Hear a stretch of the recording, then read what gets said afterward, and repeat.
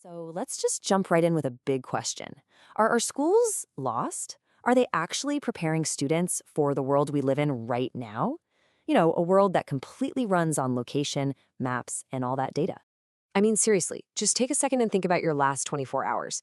How many times did you use a map, a delivery app, GPS? You probably use it for directions, to order food, find the nearest anything, even just tagging a photo.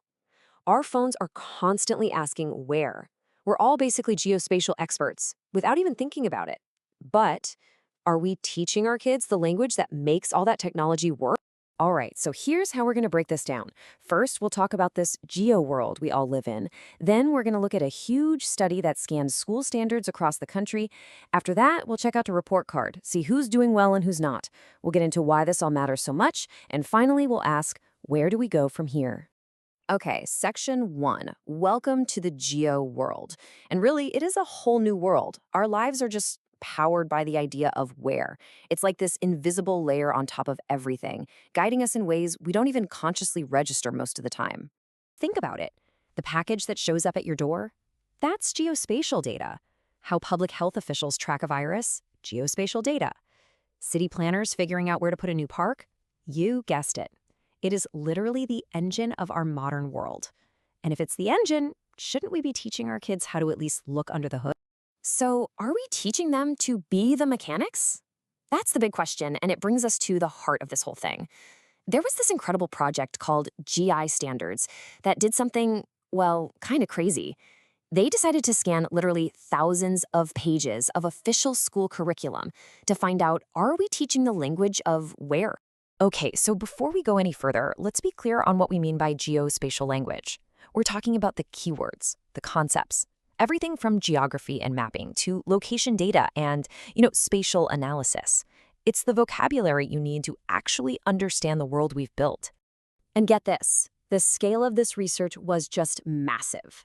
They weren't flipping through a couple of textbooks. No, they used a machine to read, wait for it, 3,528 official state curriculum documents. We're talking every subject, English, math, science, social studies, you name it. Okay, so you have over 3,500 documents, the actual blueprints for what our kids are supposed to learn. So how many geospatial keywords did they find? Only 1,127 total. That's less than one keyword for every 3 documents.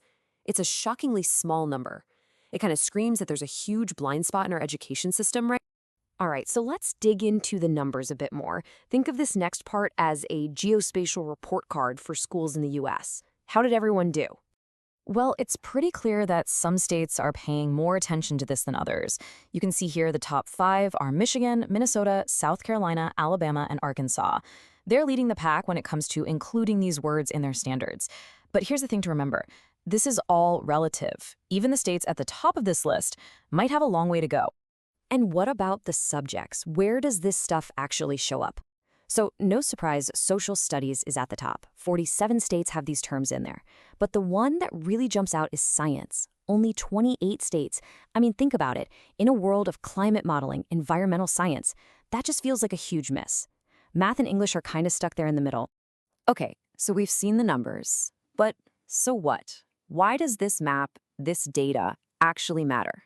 This is where we get into the real-world consequences of this curriculum gap. Because this isn't just about knowing how to use Google Maps. It's way, way bigger than that. Here's the problem in a nutshell.